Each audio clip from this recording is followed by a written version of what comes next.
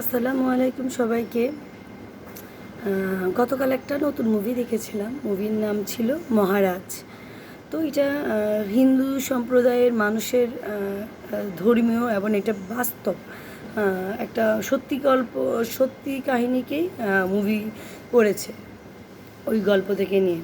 তো গল্পটা এমন ছিল যে হিন্দুরা যাদেরকে পূজা করে, হ্যাঁ, ওদের যে মহাদেব মহারাজ থাকে। তো মুক্তি তো থাকেই, মুক্তিকে ওরা পূজা করে, মাঝে ওরা মহারাজকে মাধ্যম করে ওদের পূর্ণতা পেতে চায়। ওরা মনে করে যে মহারাজকে সেবা করলে, মহারাজের মন বুঝিয়ে চললে, মহারাজের সামনে হাইলাইট হইলে, মহারাজের পায়ে ধুলি পেলে ওদের জীবন সার্থক, বা ওরা একদম স্বর্গে যাবে, বা ওরা অনেক বেশি ভালো থাকবে, এটা ওদের বিশ্বাস।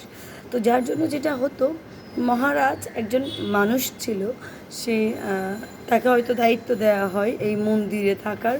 তো সে ওই দায়িত্ব পালন করে এবং খুব জুয়েলারি পরে টোরে একদম মুখে অল টাইম একটা হাসি থাকে, এবং সে তার পায়ে ধুলো নেয়, সে আশীর্বাদ করে। তার যেমনটা হয়ে থাকে আসলে মন্দিরগুলোতে, যেমনটা হয়ে থাকে আমরা মুভিতেই আসলে ভালো দেখতে পাই। খুব একটা তো আমাদের আর যাওয়া হয় না, যাওয়ার প্রয়োজন পড়ে না। তো মুভিটার সবথেকে গুরুত্বপূর্ণ পার্ট ছিল এটাই, মুভিটা তৈরি হয়েছে এটাই যে মহারাজ তার সেবার নাম করে মেয়েদেরকে ভোগ করত।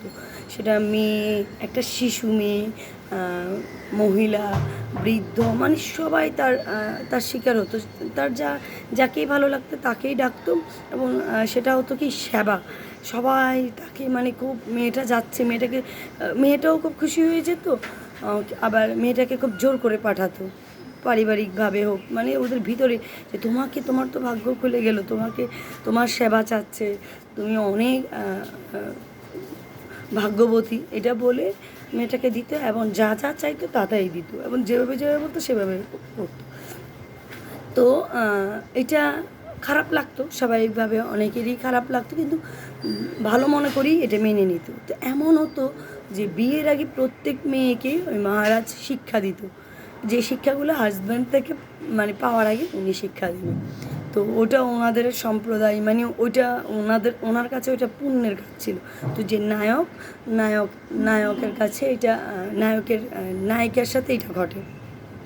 তো নায়ক সেটা দেখে ফেলে, দেখেই নায়ক সেখানে উপস্থিত হয়ে যায় এবং সবাইকে বলে তোমরা এটা বন্ধ করো, চলে যাও সবাই। মানে মহারাজ এই কুকীর্তি করতেছে, আর সবাই তাকে পূজা করতেছে জানালায় দাঁড়িয়ে। আর যখন নায়ক চলে আসে তখন সেই মানে হাসি দিয়ে আসে যে আমার তো এটা কোনো অপরাধ না, এটা আমার ভালো উদ্দেশ্যে আমি করছি, আমি ওকে শেখানোর জন্য করছি, ওর মঙ্গলের জন্য করছি। তো তখন এটা কেমন মঙ্গল, এটা কেমন শিক্ষা। তো সম্পূর্ণ মুভিটাই এই নায়ক মহারাজের বিরুদ্ধে, মহারাজের এই খারাপ দিকটা, তার এই দুশ্চরিত্র দিকটা, ভোগের দিকটা সে সবার সামনে তুলে আনতে থাকে। অনেক বেশি স্ট্রাগল করা লাগে, পত্রিকায় লেখা লাগে, অনেক পুরো ফ্যামিলি থেকে সে বিচ্ছিন্ন হয়ে যায়, ঘর ছাড়া হয়ে যায়। তো সেই একটা পর্যায়ে এটা সত্যতা প্রমাণ আনে, কোর্টে যায়, কেস হয় মহারাজের বিরুদ্ধে।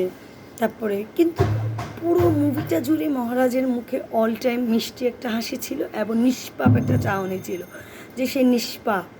হ্যাঁ, তো এই বিষয়টা আমার কাছে একটু আসলেই তো, যে আমি নিজেও অনেক জ্ঞানী মানুষ দেখছি, অনেক হুজুর দেখছি, অনেক শিক্ষিত উচ্চ স্থানের মানুষ দেখেছি যারা অনেক খারাপ কাজ করে, অনেক খারাপ কাজের সাথে জড়িত, কিন্তু তাদের মুখে অল টাইম মিষ্টি হাসি থাকে। তারা নিষ্পাপ হাসি, এবং একদম মানে হাসি, তাদের কোনো অপরাধ বোধ নেই, তাদের চোখের দৃষ্টিতে কোনো অপরাধ বোধ নেই। ওরা একদম কি বলবো, খুব আমি যা করেছি ভালো করেছি, আমি যা করেছি ঠিক করেছি, এরকম একটা ভাবমূর্তি নিয়ে থাকে।